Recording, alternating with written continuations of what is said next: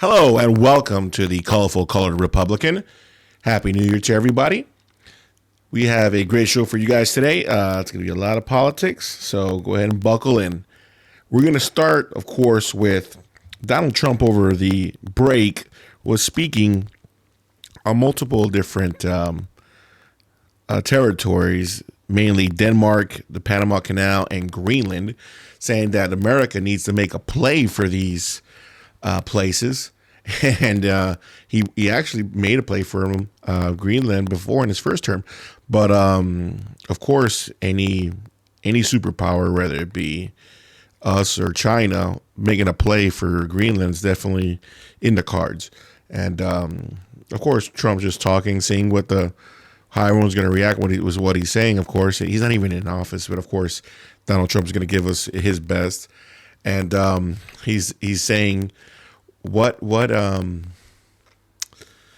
can we do as far as with territory with Greenland, with Denmark, with the Panama Canal?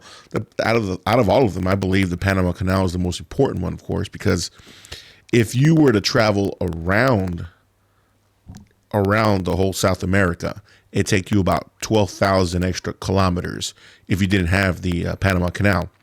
Now, of course, the United States controlled the Panama Canal until, I believe, 1999, which when we gave it back to Panama, which they had control over it. But of course, they're going to make tariffs on any country going through that canal. And it's kind of weird, just to let you guys know how it goes, because you see the Pacific and the Atlantic Ocean, they have different sea levels. So when you get to the Panama Canal, you get there, and then depending on what side you're on, they're going to have to fill up to lift your ship up or raise it down, just to get you on the ocean level of the next ocean you're trying to get to, from Pacific to Atlantic, obviously. But so they lift it or they drop it depending on what side you're going to. But which I think is interesting. But of course, we're paying tariffs for these things, of course, and we built it, we maintained it, we had so since the 70s, and we gave it back 20 years ago. But yeah, we built that. Then we gave up control under the Clinton administration. One of the last things he did back in 1999. But yeah, if there's a lot of problems going on, why not give it back to us? Why not give us control of it? We'll make more money as far as maintaining it and make sure everyone, the demand is going to be well kept and the corruption is going to be low. And hey, Panama, hey, we're going to give you more money. Isn't that what you guys want? Is that the name of the game? We'll make sure you guys are collecting your funds the right way.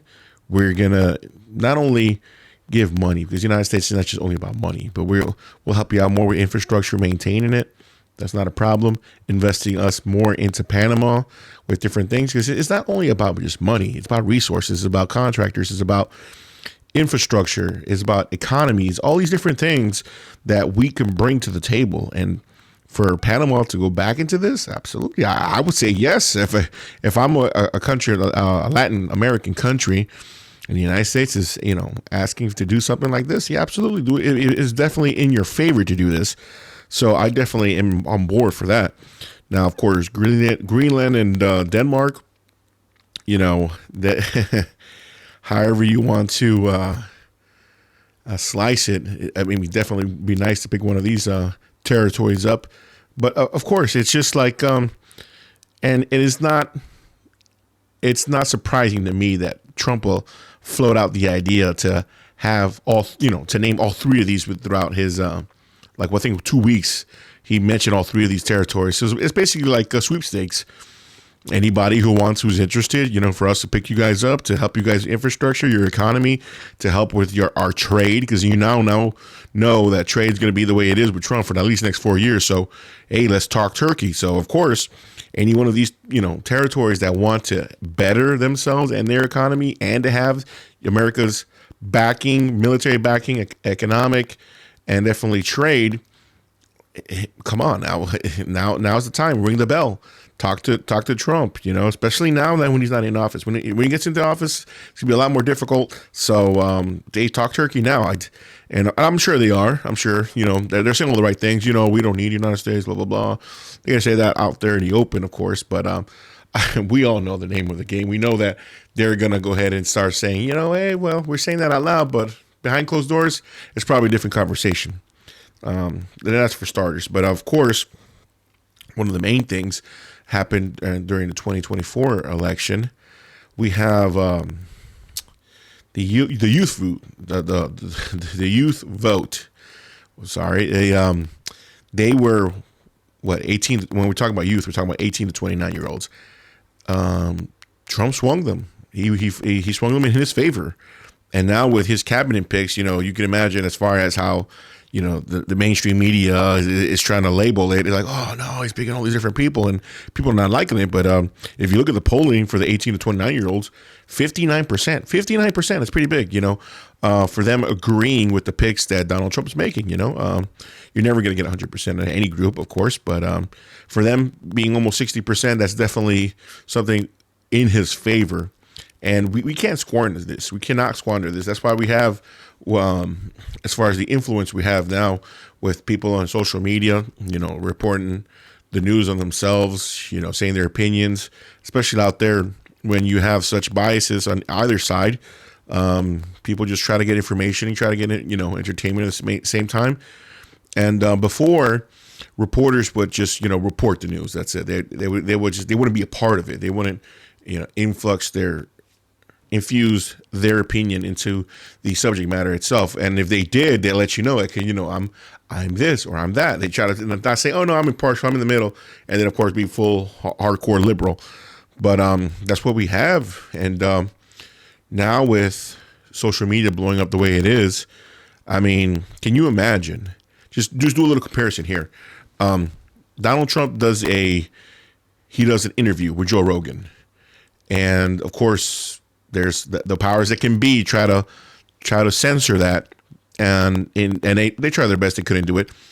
50 million views on all different platforms. 50 million, and that's just the initial one. Of course, the numbers keep on going and keeps on growing, and that's for one broadcast. For a weekend, these liberal networks, for the whole day, they're lucky if they get 50,000. They're lucky if they get 50,000. I mean, come on. It's definitely a numbers game, and people are not trusting the media anymore. I mean, before, not even 20 years ago, people were polled for different things, what they like and they dislike. And for Congress, I believe it was their approval ratings were 9%, and rush hour traffic was at 11%. So you can imagine a person would rather be stuck in rush hour traffic than to deal with politicians and people in Congress and government. So that's it definitely moved over to the media. I mean, politics is still politics. You either you love it or you hate it. And when it's time to vote, you make your opinion and you vote. But the liberal mainstream media has not done itself any favors. The first time around when Trump was out, their ratings went up. It ballooned to 300% the first 2 years. And all these guys had different shows and new shows were made. And it was like, it was Trump TV. It was like, the Truman Show featuring Trump. And that's why I wholeheartedly believed that they were going to back him up in 2020. They were going to be less toxic. They're going to be like, okay, you know what? He definitely got us a lot of more money. We're going to go ahead and pivot and try to, talk to giving him a different, another chance or something like that. And then just go back and attacking him afterwards. But no, they believe the Kool-Aid that they, were drinking for the whole 4 years. They attacked him relentlessly for the whole 4 years. They, they hid the Hunter Biden laptop, which definitely would have, I mean, come on. If you want to say realistically that Trump would have lost for 30,000, 40,000 votes, if you would have just properly covered the Hunter Biden laptop, if you would have properly covered all these different things he had with China, with Russia, do you think that Biden would have won that election? Do you really think that was going to, as far as if you properly covered the story, because the first time around it was the Hillary Clinton server, right? We covered it, so of course, Trump won. The Hunter Biden laptop didn't cover it. Biden won. And now this time around, they wanted to manifest, these different things. Oh, okay, Trump, you're getting sued for this. No, Trump, we're trying to get you off the ballot. Oh, Trump, all these stories got all this network, news media coverage, and Trump still won. Now, of course, with Trump's case for this one, 2024, all these cases on him definitely manufactured 100%, because the mainstream, the liberal media, I don't want to say the mainstream media, the liberal media should be ashamed of themselves when they try to take Trump off the ballot. And it started slow. It started with, I believe, Oregon and Washington State, both of them, putting petitions saying that they're going to take Trump off the ballot after the primary. And it just kept on, it gained steam. I think it had about 12 or 14 different states that signed up saying that they were going to take Donald Trump off the ballot because they believed that he quite possibly did something in January 6th, and they believe that he's not qualified to run for president. So they were going to take him. They were taking him off the ballot. The only other time this ever happened in U.S. history was Abraham Lincoln, when they tried to take him off the ballot. Abraham Lincoln, of course, being the father of the Republican Party. A lot of liberals don't even know that. But that's the only other time that they try to take somebody off the ballot. And of course, this is definitely serious, because if November rolls around and you have these 14 states that are doing what they want and Trump is not on the ballot, anybody in that state would have to write him in. And of course, not everyone's going to write him in.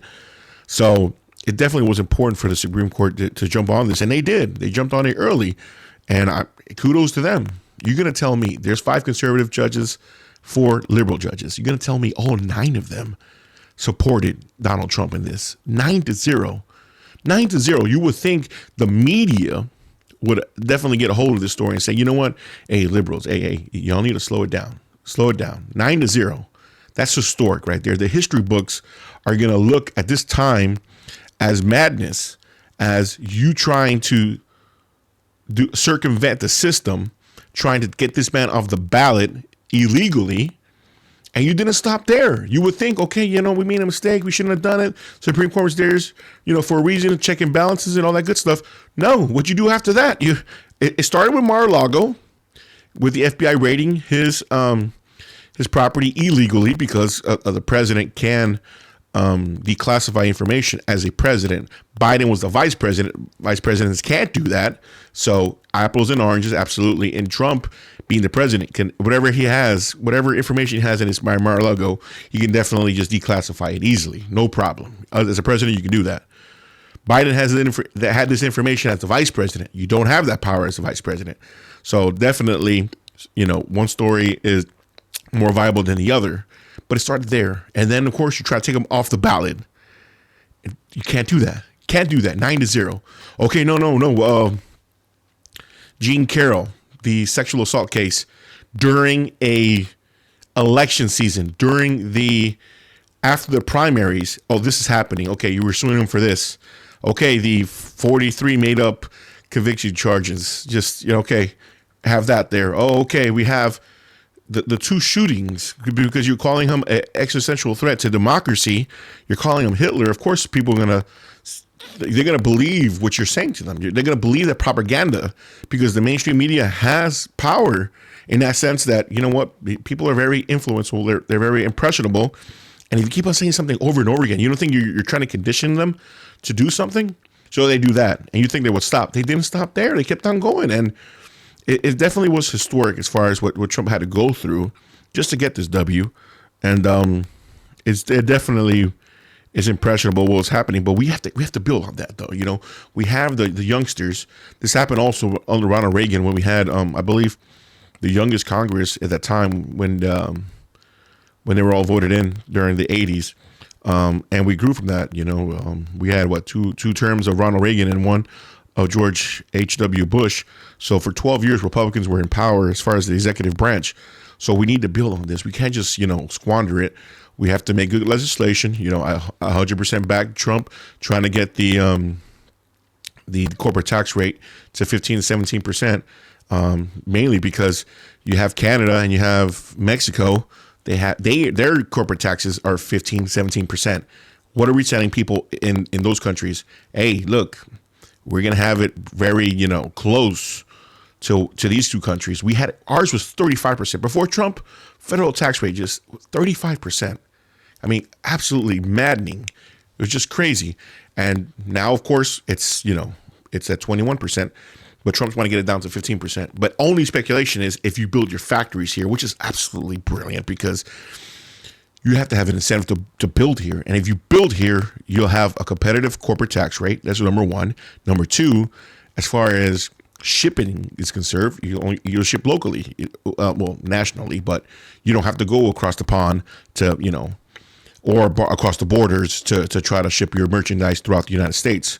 So it's definitely going to be a plus for anybody building the United States. And every job they build, of course, they're going to Americans, or people that want to live in America. So, of course, if you're going to work here, you're going to live here, you're going to pay our taxes, and you're going to assimilate to what we're doing. So, of course, it's definitely a win doing that as far as immigration and everything else is concerned, which I'm going to speak about on that later. But we have to build on this lead. We can't just be happy and sit on our laurels and think, okay, we have the executive branch, we have the Congress now, we have the Senate. No, we're good to go. No, we have to legislate. We can't just sit on our hands like Democrats do, because Democrats whine and complain the entire time. Then they get in office, they don't do anything, and they just keep on doing that same playbook. They don't do anything, and then they get voted out, and then they start complaining about what we were doing. And they started early because Trump hasn't even sworn in yet.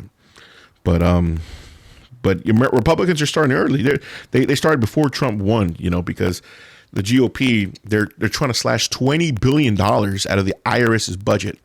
If you guys don't know, that Joe Biden made this legislation, horrible legislation, giving the IRS $80 billion and them having extra agents. Oh, no, that's good. That's jobs, right? No, federal jobs are not real jobs. That's the government taking taxpayer money, putting people to work. And we're talking about IRS agents, extra IRS agents. What are they going to do? They're going to audit American companies. Now, when you people keep on saying, "Oh no, they're going to go for the big guy," 2 out of 3 jobs are out of mom and pops. Okay, small businesses are the backbone of this economy. 2 out of 3 jobs are in companies that people have 50 employees or less. Okay, so don't tell me about the Teslas, the Microsoft, and everybody else. We're not talking about them. We're talking about the ones who are suffering from this legislation, from Biden did. And Biden's $80 billion extra to IRS. You think you're going to have all these extra agents and they're not going to audit extra companies and try to which is a total hassle, because you have to gather all these different years of what you're doing business. You have to prove it to the government, and you can't prove it. You just have to pay extra. That's how they do. And you have to defend yourself, get a lawyer, get an accountant, all these different things just to defend yourself. And then they say, okay, yeah, you don't have to pay the money. But all the costs, all the energy you have to do just for these audits, I mean, come on. Is there corrupt, companies out there? Yes, there is. But normally that stuff catches up to you. So you don't need extra auditors.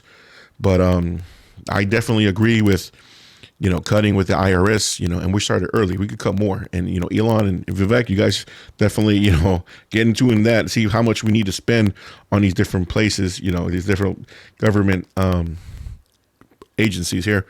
And, Mike Johnson being endorsed, Mike Johnson being the Speaker of the House, being endorsed by Donald Trump is definitely big. A lot of people talking about, Elon Musk or Vivek's going to be the Speaker of the House. Oh, the Speaker of the House doesn't have to be in Congress. So all these different things. Elon, Vivek, you guys don't want that, man. You definitely guys don't want that. I mean, you got to deal with Republicans, we have the House, we have the Senate, but you got to deal with these congressmen and these senators, man. And these guys, you don't think they have some pork that they want to get back to their districts or their states? Come on now. Of course you have to deal with that. So you're not going to get rid of pork, 100%. You got to deal with all these different guys that, I can't back that unless we have X amount of things in our thing. So, of course, you have to play politics. God, the Speaker does, to try to get these votes across. And, all we need is 218 from the Congress, and we need 51 from the Senate. And, of course, we have to play these games, and why not have a politician do it? And is Mike Johnson the best guy for the job at the time? I believe he is. I believe he is. I believe he's right down the middle of the road. He's establishment enough, and he knows how to play politics that he's, not posing himself as against Trump. He's not being a never Trumper. So he's definitely on board with Trump's agenda. Trump sees that, endorsing Mike Johnson is definitely, it's an easy decision. No problem. I don't see anybody else doing that job. Good luck, Mike, because you got to deal with Republicans, and they're not the easiest bunch to deal with. And of course, Democrats, what are they saying? Oh no, talk with us. Talk to you guys. You guys were calling us existential threats to democracy, and you want us to talk to you. Talk to you guys. You guys were in power for 4 years. Talk to you guys. People always say that the Republicans are the party of no, but that's their job, though. If you're going to do a legislation that infringes on Americans' rights, and extra taxation is a form of, as far as infringing on people's rights, because people can't live the way they want to if they have to deal with your taxes. So of course the Republicans are going to say no. So, but a lot of the country has definitely adopted, hey, cut taxes, yeah, cut spending, be more efficient, absolutely, run it like a business. This is why that's why I jumped on the Trump train really, really early after Delaware in 2016.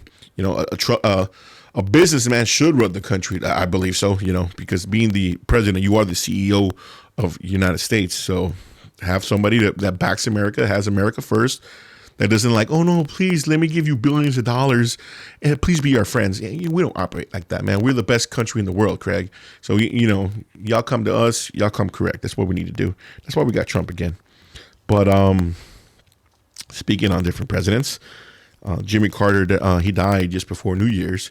The man was 100 years old. He dies in Plains, Georgia. Jimmy Carter, of course, a famous one-term president. Him in the 70s, being the most famous thing that he ever did was when the Iran hostages happened, when you had American citizens getting, I believe it was about 52 of them were held hostage. They were held hostage for 444 days in Iran. And he didn't do anything. He didn't do anything. Democrats, I believe during his administration when it started, where as far as the Democrats being pacifists in the sense that, America, we're just like everybody else. We're not exceptional, and creating that attitude. And, of course, famously him starting his speech as far as a crisis of confidence, but he's the one that started it. If we're like everybody else, then what makes us special? And if we're like every other country in the world, we're not. We're the best. We're the best. It's not even close. I mean, we've just the three things that we've given the world, not just ourselves, are the world. We've given a car, airplane, radio. I'm going to keep on going. The internet, social media. I mean, come on. All these different things that we've given the world. Any one of those things would be a great accomplishment. What has the world given us? IKEA? I mean, come on. Let's get real here. So we're the best for a reason, but this crisis of confidence started with Jimmy Carter, I believe so. And he was just a one-term president. And, it was easy for Ronald Reagan to come out there and just say, the United States is it's a beacon of light. People come, they come here for a reason. They see the exceptionalism that we have, the freedoms that we have, that people say that we have that in other countries too. No, you don't. When you're telling people like, oh no, France, Germany, it's not bad. When you're paying 60% of your income into the government, you're not like America. I mean, come on. I mean, America, we were like that until Ronald Reagan came around. The highest tax bracket was paying 70%. 70%. Can you imagine paying 70% of your money to the government? 70%. That's back in the 70s. And of course, Ronald Reagan, when he got elected, he lowered that to 35%. And that's definitely when America definitely blew up in the sense that economically, it had a steady rise, and we had everything else that came with it for the next 20 years. but it came from cutting taxes. It didn't come from, taxing people from 70%. And it was at 90% in the Great Depression. But that's another another story. But Jimmy Carter, him 100 years of life is definitely something, it's definitely a full life. He died where he lived in Plains, Georgia. Yeah, he was a one-term president. And after, you know what? The first senator to endorse Jimmy Carter, ding, ding, ding. Joe Biden. Joe Biden, he endorsed Jimmy Carter, the first senator to endorse Jimmy Carter back in the 70s. And lo and behold, you can imagine Joe Biden, he is, he's unfavorable, more unfavorable than Jimmy Carter, which was total, people always say, the stories about Jimmy Carter, and Joe Biden's unfavorability is double that of Jimmy Carter. So you can imagine what the history books are going to say about Sleepy Joe, of course, that's what we call him. But now we're going to talk about as far as Democrats and where they're going now. We always see the graph and see how everyone voted. And there's changes coming to the Democratic Party. And I believe they've broken up to two different factions. Number one is the Never Trumpers, of course, with the Don Lemons. They don't, they're never going to, believe in Donald Trump. It doesn't matter what he does. They're always going to disagree with him. They're always going to believe they're the ones, the head cheerleaders as far as existential threat to democracy. People like Joe Scarborough, singing this tune the entire time. And what's the first thing you do? As soon as he gets elected, you go meet this guy. I mean, come on. Look at it how people can see it. You say this guy's Hitler, existential threat to democracy. He gets voted in, and then you go and meet with him. How is this? How does this even look good on you? It looks like you're just going there to kiss the ring. And a lot of Democrats, they saw it the same way. I see it that way. I don't want to talk to Joe Scarborough. I say, hey, just get me back in the line, bro. Don't worry about it. I got other people I got to deal with before I get to you. All right. So, but Trump was definitely courteous in seeing them, talking to them, giving them their own little 5 minutes for them going out there to Mar-a-Lago to go see him. So he was respectful in that aspect. He's better than I would. I would have definitely met with those guys. But they definitely broke into two factions. So you got the Joe Scarboroughs over here talking about, oh, no, we got to get the country together. The country's divided, blah, blah, blah, all these different things. Yes, divided, but it's divided because of what you've done. It's divided of what you guys are doing. And definitely it's definitely can get better if you reach across the aisle and try to vote on different things that we're trying to do, especially when it comes to government efficiency, when it comes to, cutting taxes and getting on board on Trump's agenda. But yeah, you have two people. You have two factions. You have the Don Lemons, the Never Trumpers over here, and the ones that are talking about, the Democrats could do better. They need to change their message. They need to be more moderate. I'm more in favor of that. But are they going to agree with Trump? I don't believe so. I don't think we should. We can ask them, hey, look, this is what we want to do. But if you want to vote for it, vote for it. But if not, we're going to try to talk to our own people. We got the majority.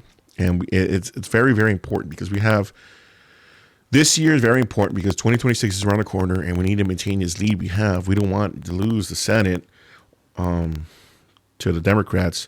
It's going to make Trump's, second half of his term definitely more troublesome than it needs to be.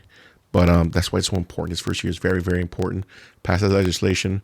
Get gas prices under $2 if you can. I mean, I know it's a big ask, but hey, Donald, you said 50%. It's some places it's like $2.70, $2.80. So it's under $2 if you want to get into that. It depends on what he can do about it. But definitely Trump 2.0 is going to be a lot ready to go. Can you imagine Trump doing what he did in the first term? And now he's got more experience under his belt and he's ready to go. He's got the right people there.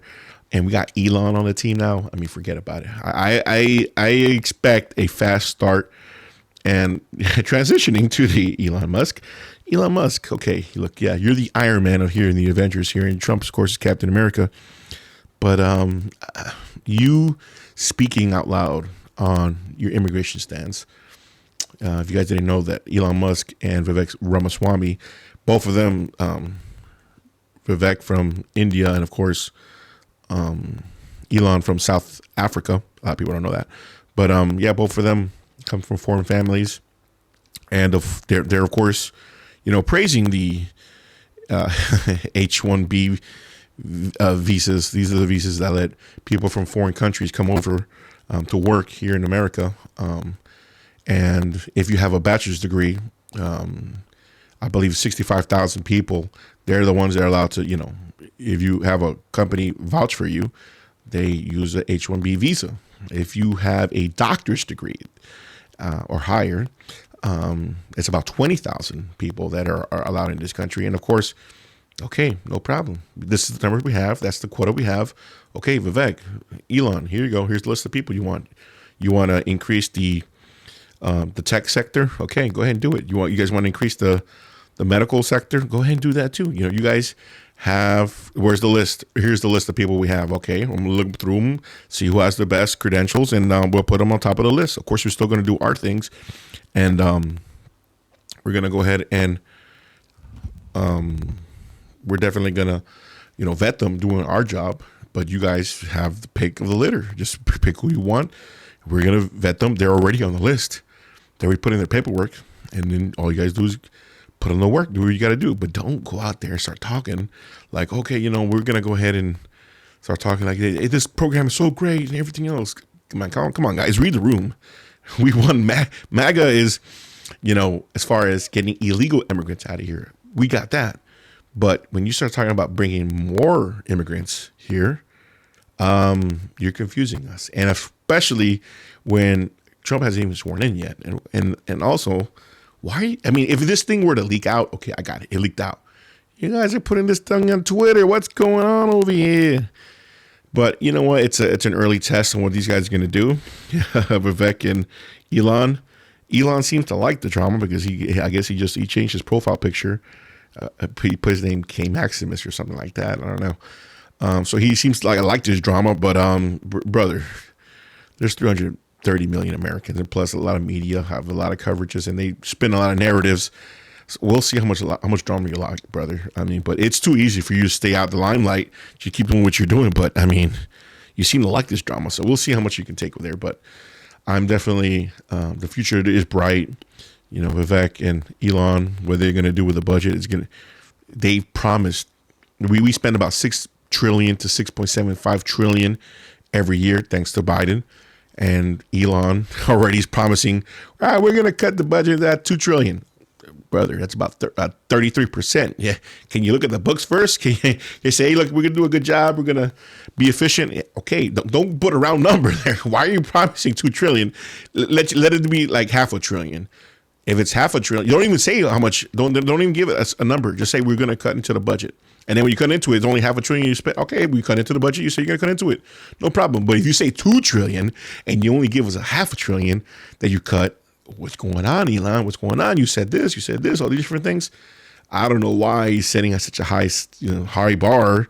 I don't know what kind of, people you got to deal with, because I mean, you got to remember, these people got to vote on what you want them to do. You can't wave a pen and just get rid of this budget the way you want to, So there's Republicans, they have to bless off of it. That's their right. Congress has the legislative branch is the power of the purse. So we got to deal with these 51. Well, it's 53 and the 218 different madmen and women in the Republican Party. And hopefully they can get back Trump on his agenda come January 20th. But that's the show, guys. We've been here for a while. Like, subscribe. Check me out on YouTube, Facebook, Twitter. What else is TikTok, IG, and Truth Social. The colorful, colored Republicans out here to stay, and just to let you guys know, I am Latino. We don't have a lot of representation out there in the Republican Party, but I definitely put that in my name just to let people know who I am and what I'm about. I could have put my name out there, but well, who is this guy? But you see the colorful, colored Republican, you're like, okay, you already know who I am in 3 words. So I'm definitely, I'm enjoying the Trump administration, even in the transition that we have right now. Definitely going to be reporting more throughout the whole term. And we have to definitely reach out to Latinos, because you can imagine Latinos are the number one minority here in America. They make up 18% of the population, and that was before Biden opened up the floodgates, which we had about 10 million to 20 million illegal immigrants come over the Mexican border. So you can imagine how much that number from 18% has risen. But we definitely need some representation out there. We definitely, need to be conservative and Republican, and that's what we're doing. And I'm gonna see you guys in the next one.